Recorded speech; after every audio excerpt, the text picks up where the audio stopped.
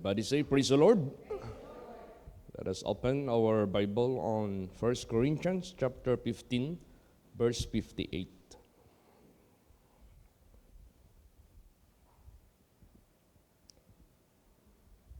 Praise the Lord.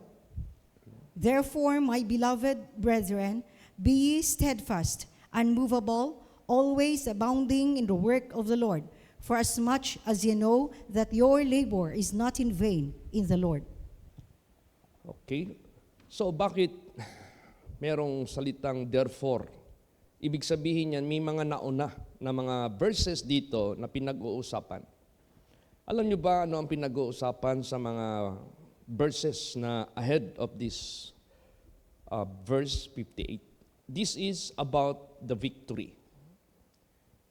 Yung kamatayan ay ating mapagtagumpayan. Bibigyan tayo ng ating Panginoong Diyos ng katawan from corruptible to incorruptible. And death will be defeated forever and ever. So dahil dyan, sinabi dito, therefore, my beloved brethren, be steadfast. For that promise of God, great salvation. Unmovable. Kasi meron tayong period of waiting sa pagdating ng ating Panginoong Hesukristo. Sa the day of redemption. Kailangan unmovable tayo habang nandito pa tayo sa mundo.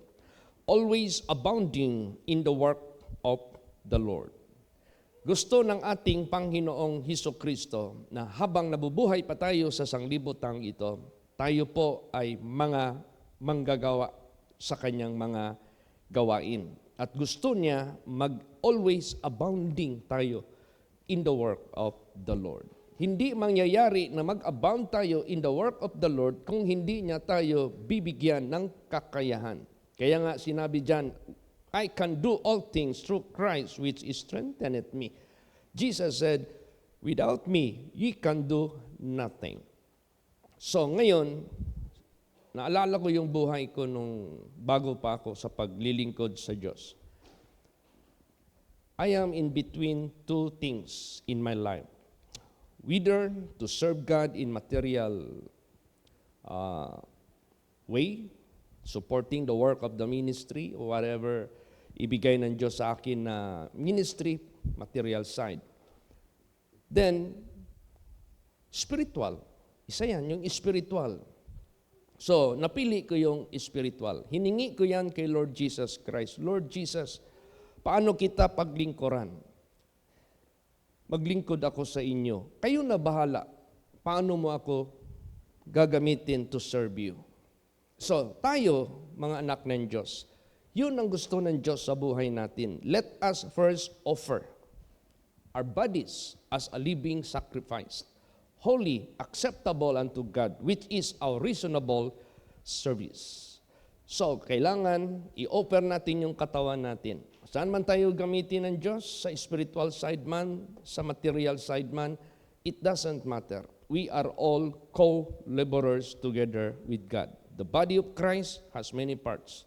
So, therefore, as long we belong to the work of the ministry, mag-abound tayo sa gawain ng ating Panginoong Diyos.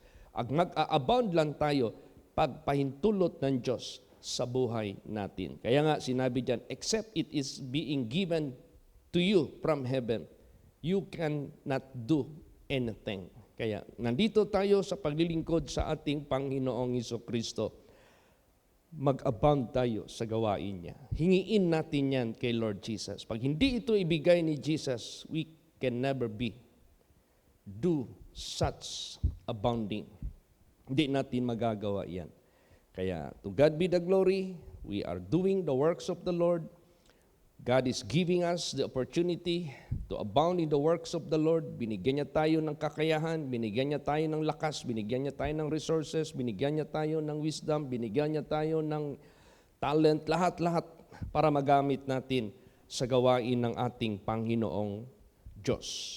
At kung saan man tayo ngayon na level sa paggawa ng gawain ng Diyos, kailangan mag-increase pa ito. Kailangan mag-abound pa ito more and more. Yan ang ating hingiin lagi sa dalangin sa ating Panginoong Hesukristo. To maximize our time, our life, to do the service of the Lord. Praise the Lord. Basahin natin Philippians 1 verse 9. Praise the Lord. And this I pray, that your love may abound yet more and more in knowledge and in all judgment. Yan. Ito'y aking dalangin na ang inyong pag-ibig, ito ay lalo pa mag-abound ng labis sa kaalaman at sa kahatulan. Saan nababatay yung ating pag-ibig na mag-abound more and more? In knowledge. Anong knowledge yun? The knowledge of God. In the judgment of God. So, we belong to God. So, kailangan mag-increase tayo. Habang nag-i-increase tayo sa knowledge, then we will be increasing also sa ating pag-asa sa ating Panginoong Diyos na mga bagay na ating gagamitin as what the knowledge we attained from God pertaining sa gawain niya, doon tayo mag-as. Kaya nga sabi ni Jesus, ask anything in my name and it will be given to you. So tayo habang tumatagal, mag-abound tayo na mag-abound sa gawain ng Diyos. Yan ay siya lang ang makapagbibigay niyan. Ibibigay niya yan sa atin. At ang maganda niyan, hindi kay ano pa mang dahilan, kundi para natin ma-please ang Diyos, para mapuri ang Diyos. Kasi yan yung in-establish ni Lord Jesus nung siya pumunta dito sa sanglibutang ito, to save the sinners, para ligtasin ang mga makasalanan. Minsan lumabas na dito sa aking preaching. If we are going to read the Bible, nung nangyari sa sanglibutang ito ang baha, only 8 souls were saved out of many millions of population. Sa Sodom and Gomorrah naman, 2 cities were burned, but out of those 2 cities, only 4 were rescued, and 1 left behind. Only 3 na nakalampas. Ang tanong, is God weaker than Satan? And Satan is stronger than God dahil mas maraming napahamak ni Satanas at kunti lang naligtas ng Diyos? Yan ang malaking katanungan. Kaya napaka-importante yung gawain ng ating Panginoon Diyos. Even Noah was a righteous man and found grace of God and become a preacher of righteousness. Pero ang mga tao ang pumili sa kanilang matatawag nating destinasyon. So, isa kasing binigay ng Diyos sa tao at sa mga anghel, itong tinatawag na freedom of choice. Freedom of choice. Para maging deserve ka, makapasok sa langit, you have to choose God. Obey Him, love Him, serve Him till you die. Kung piliin mo naman, mapahamak ka, okay, neglect God, refuse to love God, refuse to obey God. You choose to neglect God. So therefore, you choose destruction to your life. So, makikita natin sa survey, mas maraming mga tao na mas napipili nila ang ikakapahamak nila kaysa sa ikaliligtas nila. Now, based on the previous events sa Bible, hanggang dumating na lang sa bibig ng ating Panginoong Hesukristo, many are called, but few are chosen. Kunti pa rin. Sabi pa ni Jesus, fear not, little flock. Hindi ito indikasyon, mas nagagalak ang Diyos na kaunti lang maliligtas at mas marami ang maimpyerno. No.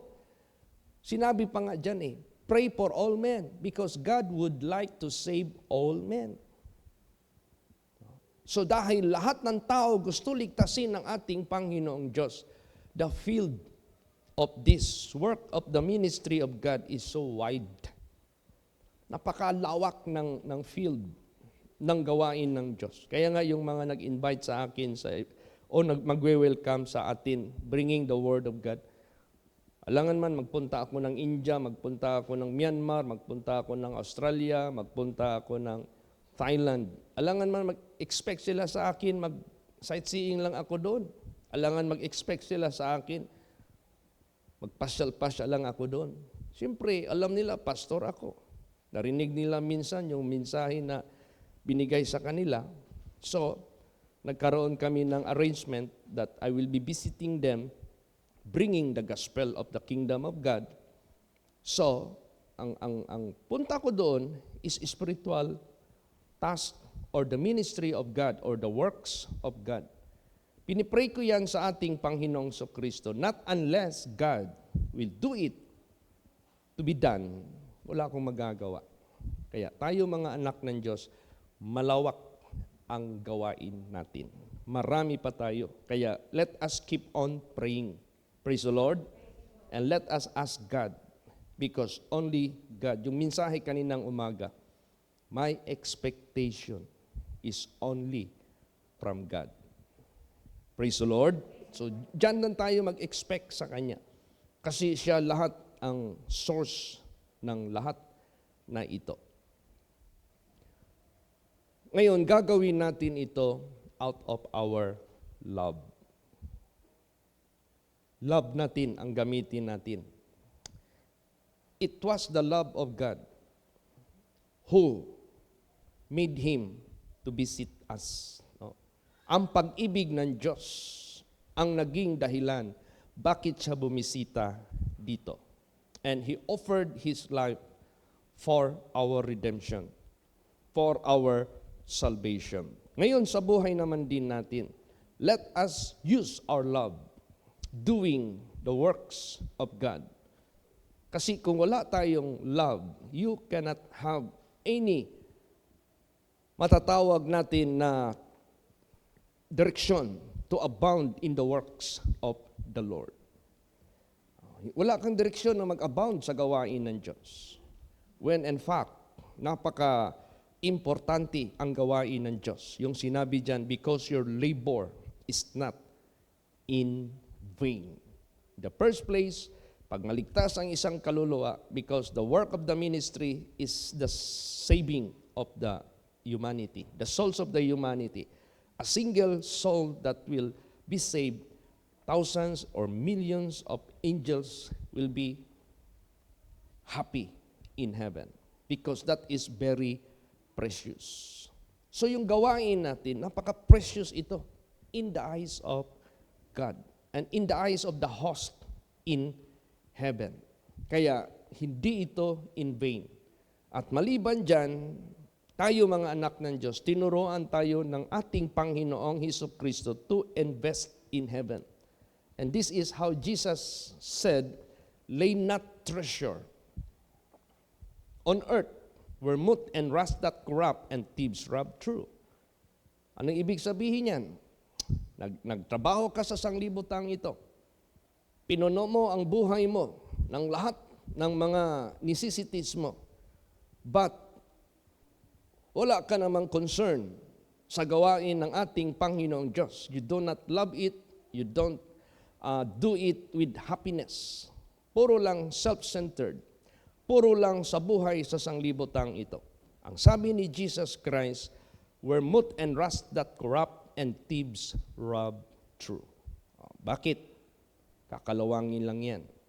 Walang mga magagandang bahay sa sanglibutang ito way back 19th century na ngayon hindi pa kinakalawang. Walang mga mansion na mga na-establish noon way back 1960s na hindi na kinakalawang. Karamihan ngayon na mga mansions that was made 1950s, mga may-ari niyan, they have been dead already. So, pag tayo ay gamitin natin yung love natin sa gawain ng ating Panginoong Diyos, that is wise investment. That is why your labor is not in vain. Praise the Lord. How to do that? Any resources which God gave to us, impart for the work of the ministry. Impart for the Lord. First, tithings. Because tithings that is belong to God. And God gave it to His spiritual workers that they may perform the most essential, the most important subject of the entire life of human being is the salvation, the feeding of their spiritual body. Kaya, ang Diyos, yung kanyang portion sa mga anak niya, whom He blessed,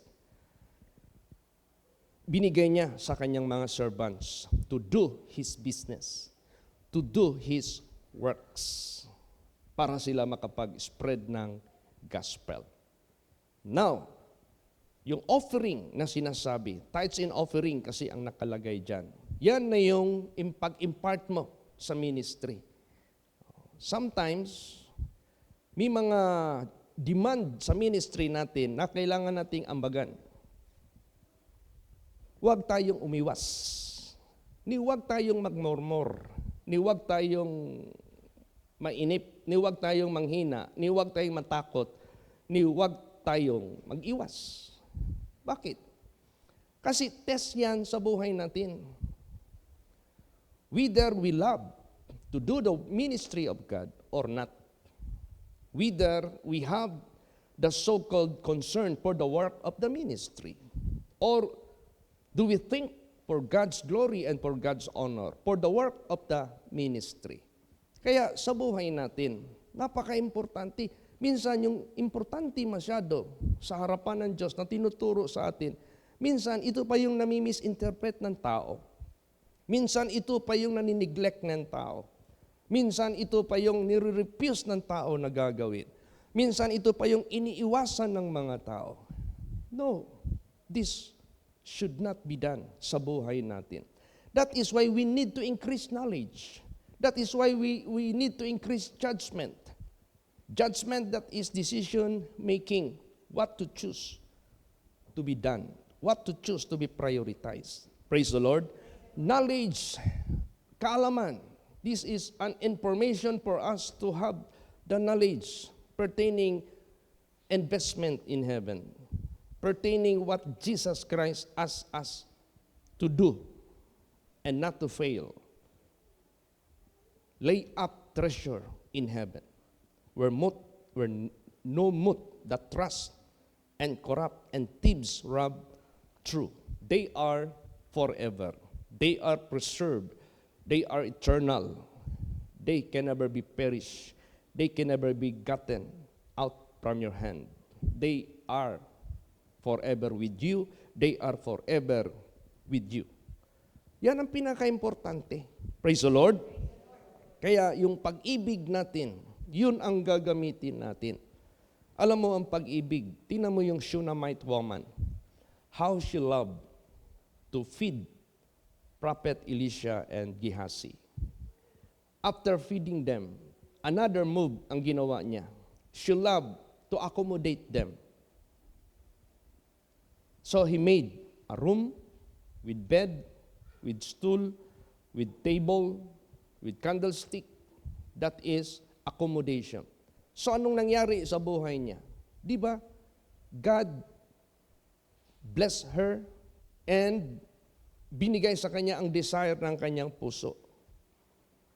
Kung ano yung hindi kaya ng kanyang pera bilhin, kung ano yung hindi kaya ng kanyang kayamanan na ibigay sa kanyang buhay, yun ang binigay ng Diyos sa kanya.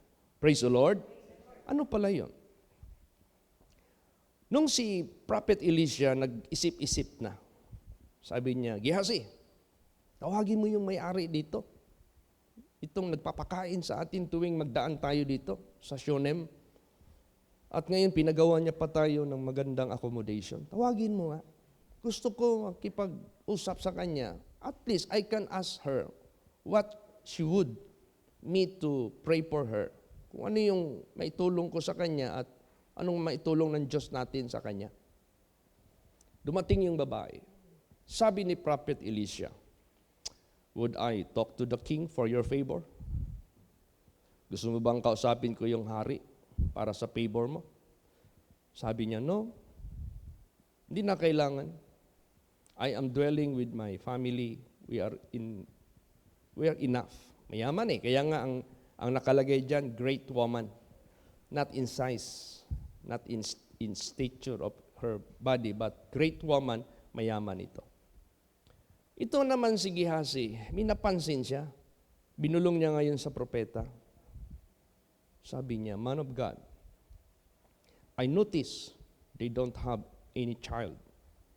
And the husband is already old. Lumabas ngayon sa bibig ni Prophet Elisha. Ma'am, in appointed of time, magkakalong ka ng batang lalaki. Manganganak ka ng lalaki at kakalungin mo na yan. Ito namang babae, it seems for her impossible. Sabi niya, don't lie with me. Huwag kang magsinungaling sa akin. Nabuntis siya. Nanganak siya. Minsan namatay yung bata, binuhay pa rin ng ating Panginoong Diyos.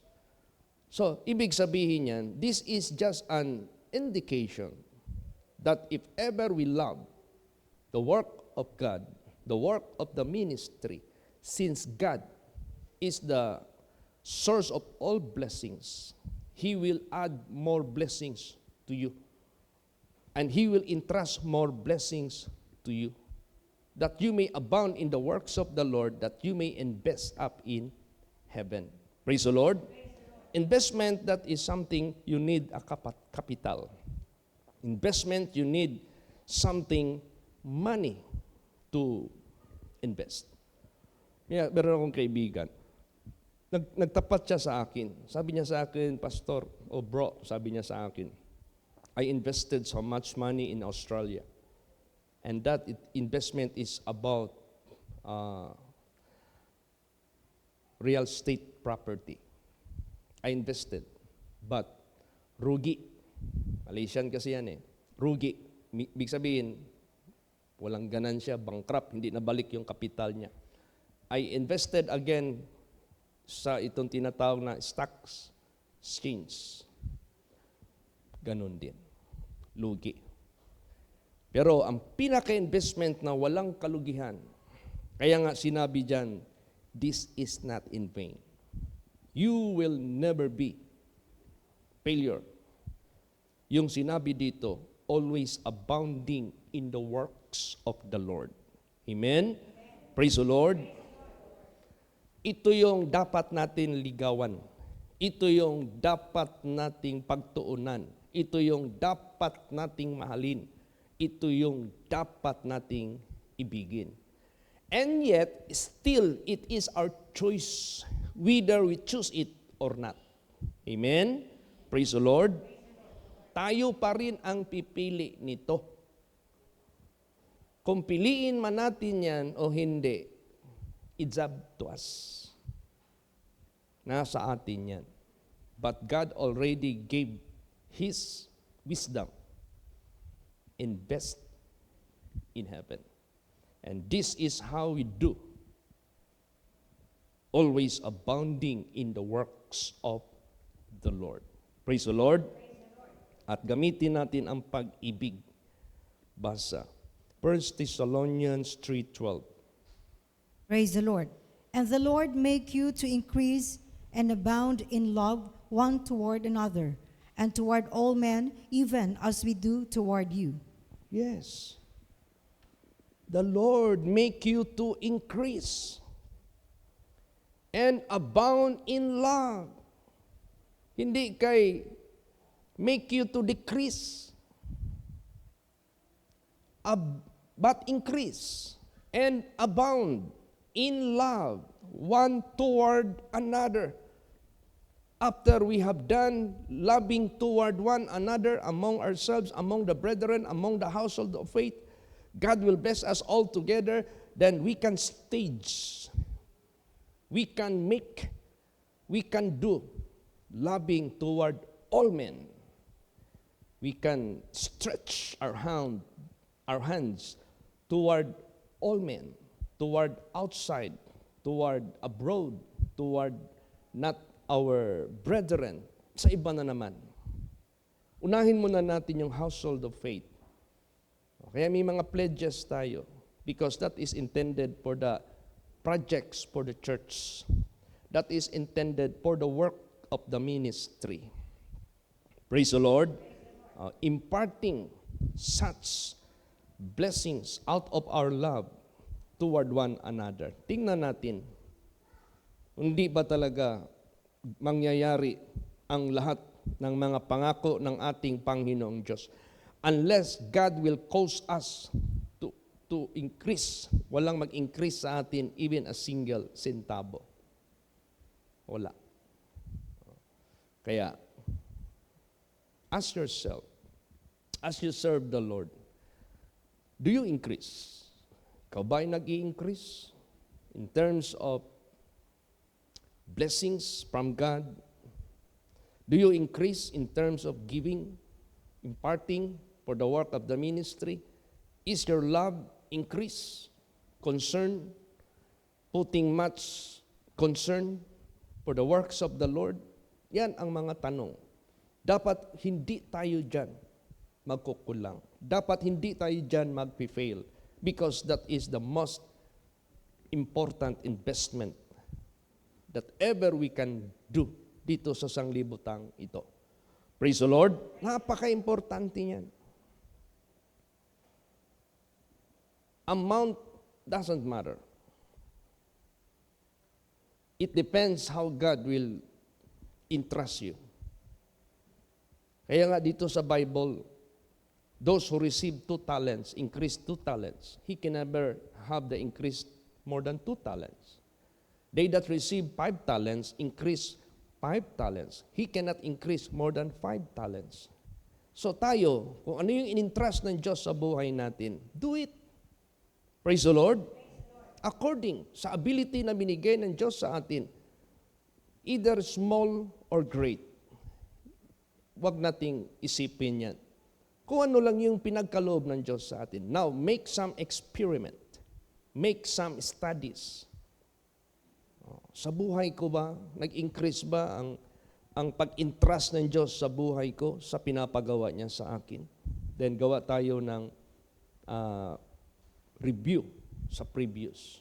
Oh, when I was still new in serving God, this is how I do in the work of the ministry. Dati tigwalis lang ako sa sanctuary.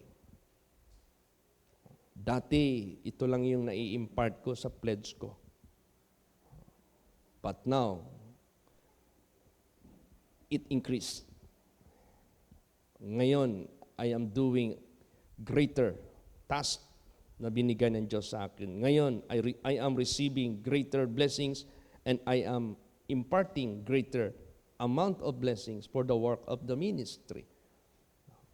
Then let us desire to increase more and more. Kasi napakalaki nga ng field eh. Napakalaki nga ng field ng mundong ito. Praise the Lord.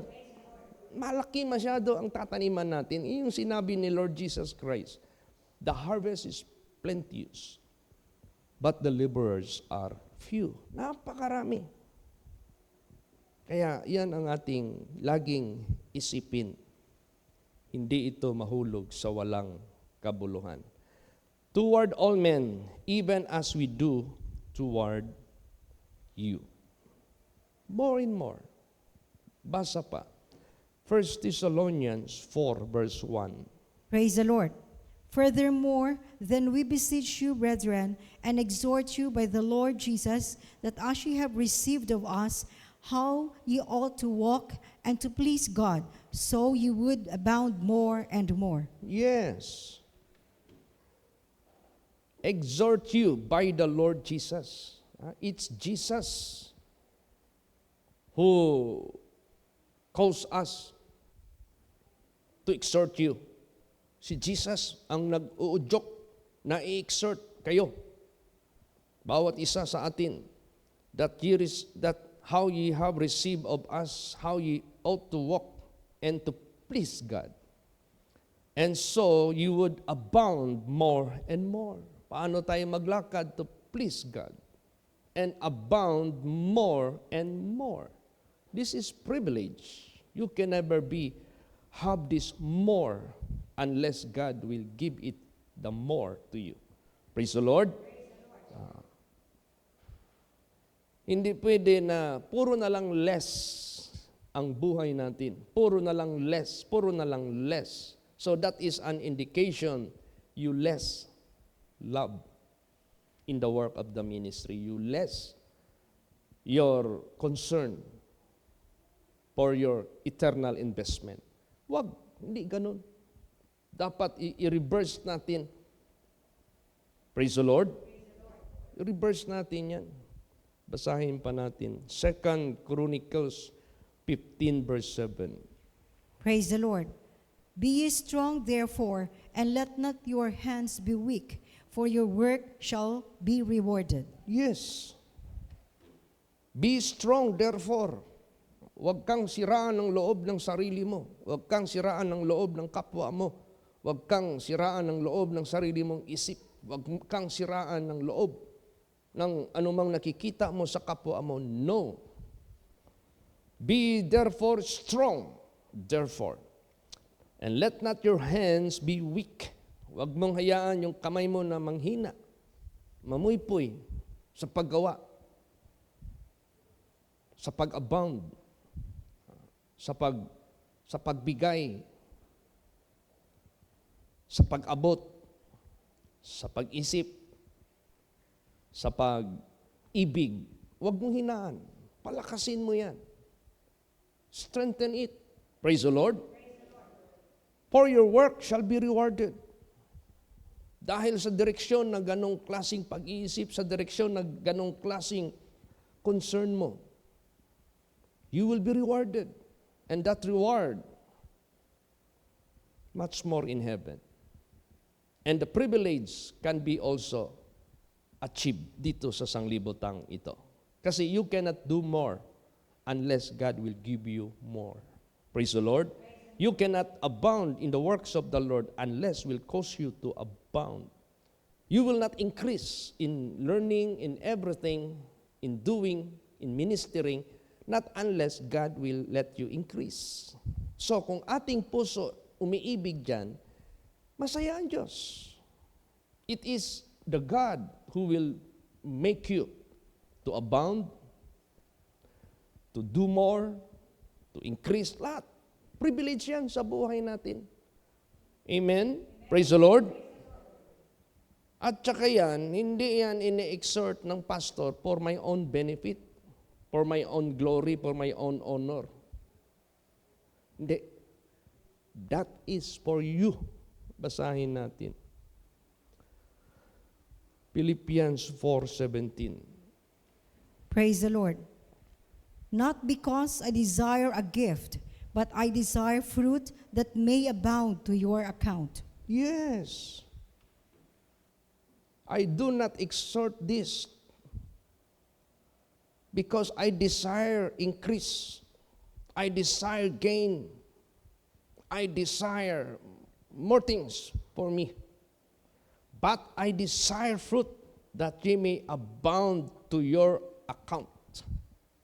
Kasi ako may account din ako. Kayo may account din kayo. Kanya-kanya tayong abound sa gawain ng Diyos. Praise the Lord. Oh, kami, mag-receive kami ng mga tithes galing sa inyo. Paano namin i-manage yan? Para mag-abound kami sa gawain ng Diyos. Paano namin i-manage yan? Para mag-glorify ang ating Panginoong Diyos. It's up to us. Nasa atin yan. And God knows perfectly. Ganon din sa buhay ninyo. So tinuturuan tayo lahat ng Diyos.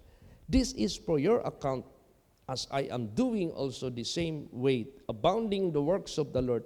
This is in my own account also. So lahat tayo, may kanya-kanya tayong account pagdating ng panahon. Praise the Lord.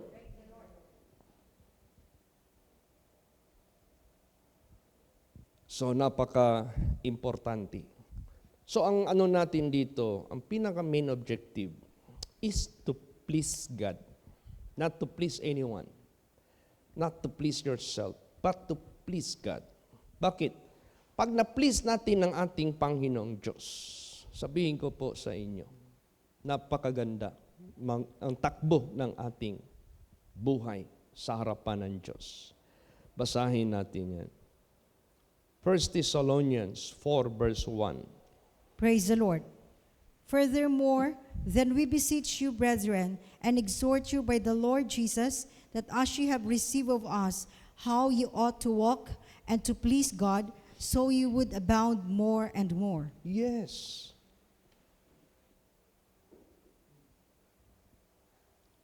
Para mag-abound tayo, to please God, para mag-abound tayo more and more. So napaka-important. Ngayon kung mag-abound tayo more and more, lalong mag-glorify ang Diyos, lalong mapipraise ang Diyos. Kasi yung ating paggawa sa gawain ng Diyos, ito yung concern ng Diyos sa mga tao na maligtas.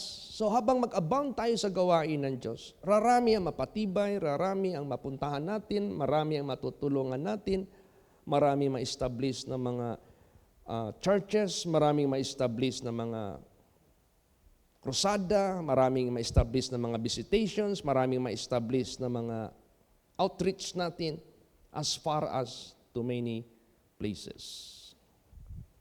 So, i-pray natin yung krusada na coming sa dako ni Sister Dailin. First time natin magpunta doon sa lugar ng parents nila. And they are waiting. So, palibayon sa nato ning ulan. Maybe March, if God's will. Yan ang kalooban ni Jesus. Praise the Lord. Patuloy lang tayo by the grace of God, by the mercy of God. At maraming mag-praise the Lord. Maraming magpasalamat sa Diyos. Kasi ang sa atin nito, paano natin ang tao madala ba sa Diyos at sila na yung pupuri sa Diyos, sila na magpapasalamat sa Diyos, sila na yung maglilingkod sa Diyos. Together with us, basahin natin. Philippians 1:11. Praise the Lord. Being filled with the fruits of righteousness, which are by Jesus Christ, unto the glory and praise of God. Yes. Being filled with the fruits of righteousness. Alam mo, pinupuno tayo ng Diyos ng mga bunga sa katuwiran. Bakit? Siyempre, ang puno matuwid eh. Kaya lahat tayo, yung expectation, ilagay lang natin sa Diyos yung expectation. Do I wait unto thee, O Lord? And my expectation only from God. Kasi siya yung vine, tayo yung sanga. As we abide in Him faithfully, honestly, with all our love sa Kanya, sa gawain niya, ipapadaloy lang ng Diyos yung righteousness niya. Gagawa tayo ng righteousness sa mga tao, mapupuno ng righteousness yung gawa natin, which are by Jesus Christ, who is the vine, unto the glory and praise of God.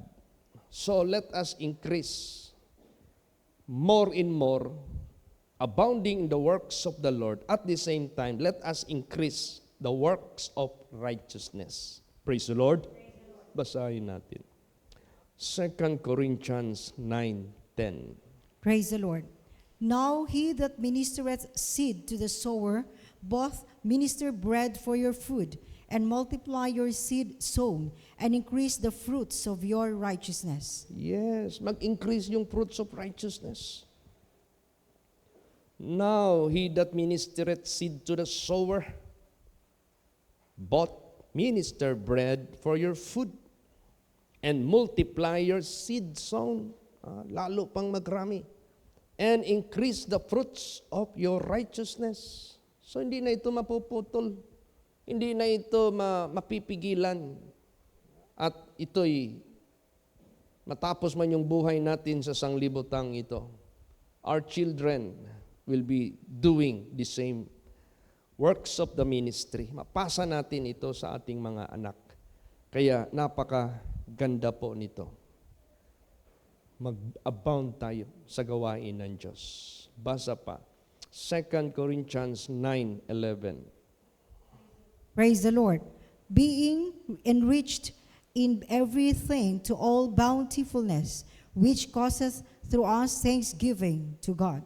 Yan. Being enriched in everything to all bountifulness, which causeth through us thanksgiving to God. So, i-pray natin na patuloy i-bless ng Diyos ang lahat ng mga pastors, lahat ng mga congregations na maka-endure sa kaligtasan at yung mga overseas churches natin. Let's pray for Canada, yung bagong nila, House of Worship. Lilipatan ngayong June, brand new ito. At magawa yung basement as sanctuary. Let's pray for Malaysia congregation. Meron na silang itatransact doon. Siwa Bili. Rent-to-own. I-pray natin yan, hipuin yung may-ari. Praise the Lord. So, nakikita natin, as we pray, God is moving. As we pray, God is performing miracles. Kaya, napaka-importante yung knowledge, napaka-importante yung judgment na dapat nating desisyonan what to do, and what we do, we cannot do without God. So therefore, we ask God to let us able to do. Para maging able tayo. God will enable us. Praise the Lord. Oh, lahat yan, galing yan sa ating Panginoong Hesukristo. Alam niyo ba, dumating ang panahon na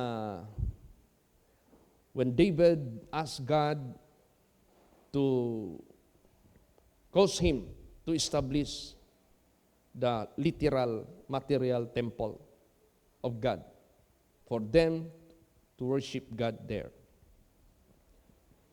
Nag-ipon siya ng gold. Nag-ipon siya ng silver. Because yan yung monetary noon na pambili. Wala pa namang wala pa namang banknotes. Ang monetary noon is gold or silver.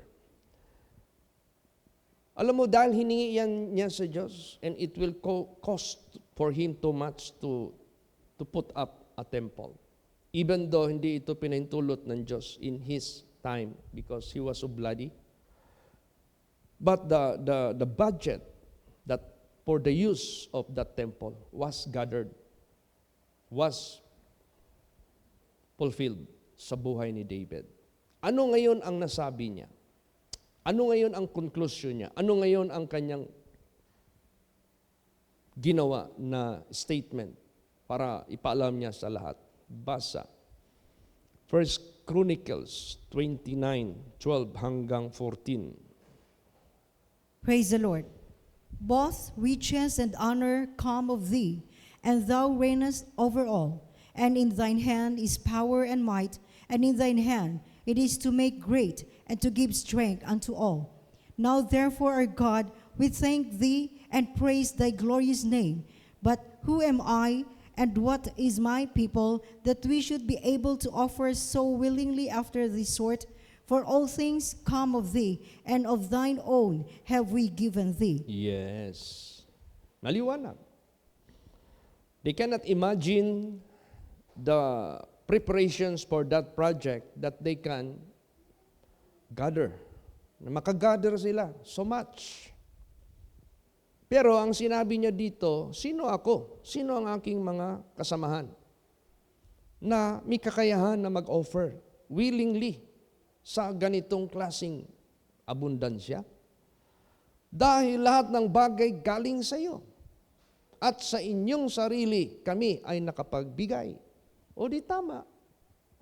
We can only abound except God will cause us to abound. We can only increase if God will let us increase. Praise the Lord. So, ang gusto lang ng ating Panginoong Diyos, ignite your love in the works of the ministry. Praise the Lord. Ignite mo lang yung pag-ibig mo sa work of the ministry. Ibigin mo yan. Diyan mo makikita mapiplease yung ating Panginoong Diyos. And God will give you such capital to invest in heaven. Then you have so much reward na nagawa mo. Kaya yung unang verse, be steadfast, unmovable, always abounding in the works of the Lord, for as much as you know that your labor is not in vain in the Lord. Kasi merong reward in your own account. Praise the Lord. Not in the person which is encouraging you. Not to the person which is asking you to do so. Not to the person na nagpipreach sa inyo. No. This is for your own account. If you cannot have the conviction to believe, sayang. Huwag mong hayaan na itong panahon na ito na in-urge sa atin sa salita ng Diyos. Parang tiningnan mo lang na hindi mo na lang gigrab ang opportunity. Parang nahawakan mo na sana at kulang na lang ilapit mo sarili mo. Pinadulas mo pa sa kamay mo. Kaya sa buhay natin, sometimes opportunity hindi na bumabalik sa tao. So while the opportunity is still there for us to abound in the works of the Lord, let us therefore love for the work of the Lord. Amen? Praise the Lord. Last verse. 2 Chronicles 31 verse 10. Praise the Lord. And Azariah, the chief priest of the house of Zadok, answered him and said, since the people began to bring the offerings into the house of the Lord, we have had enough to eat and have left plenty. For the Lord hath blessed his people, and that which is left is this great store. Oh, di ba? Nung nagdala ang mga people of God, members of the congregation, of the children of God, anong nangyari? Since the people began to bring offerings into the house of the Lord, we have had enough to eat and have left plenty, lalo pang maraming naiwan. For the Lord hath blessed his people, and that which is left is this great store. It's ballooning. It's become greater. So ang ibig sabihin niyan, as God is well pleased, it is His pleasure to let you increase more and more. Praise the Lord. Ngayon, anong gagawin natin itong sobra-sobra after we have done among ourselves? Let us bring it outside. Praise the Lord. Let us send pastors abroad. Let us establish more missions abroad. Let us send more pastors in every place na may mag-welcome sa salita ng Diyos. Ang dami kaya nating paglalagyan ng mga blessings na ito. Kaya nga sinabi doon, let us love one another among ourselves, and after that, unto all men. Pwede na tayong maglabas. Pwede na tayong magpunta kung saan-saan. But it must start from us. Praise the Lord. It should start from you. It must start from me, sa atin. Then, mag-abound tayo sa gawain ng Diyos. Ayaw ko naman din na ang iilan sa inyo dito ma-left behind sa spiritual investment, tapos iilan lang ang nag-a-abound. Pangit naman din yun. Well, it's your choice. Choice mo yan. Pero, ini-encourage talaga tayo ng Diyos. Praise the Lord. Don't let it slip out of your hand. Huwag mo nang padulasin yan sa kamay mo. Ayan, mahalaga talaga. Ang Diyos na buhay, nagbibigay siya sa atin ng wisdom. Come, invest for your eternal benefits. Ito na yung hindi maging in vain.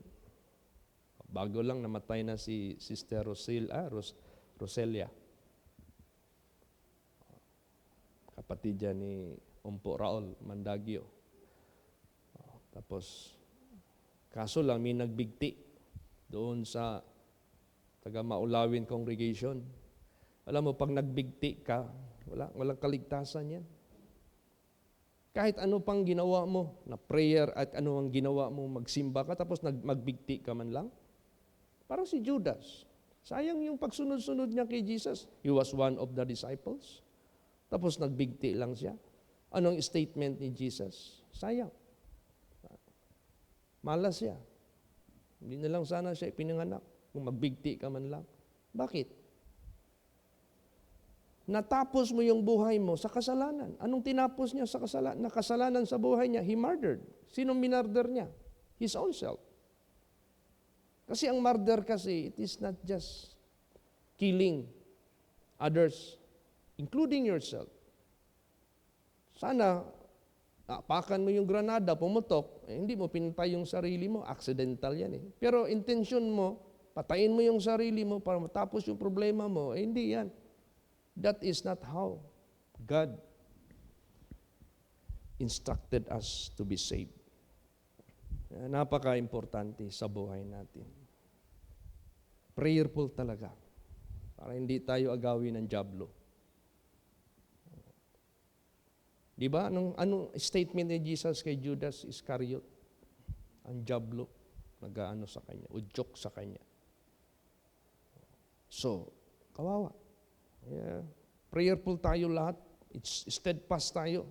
Unmovable tayo. If we do pray, continue till you die, till death. Praise the Lord. Be thou faithful unto death, and you will receive the crown of life. He that shall endure unto the end, the same shall be saved. Yan ang importante. So, to God be the glory. Let us abound in the works of the Lord. Let us love the work of the ministry. Amen? Praise the Lord. Magsitayo po ang lahat.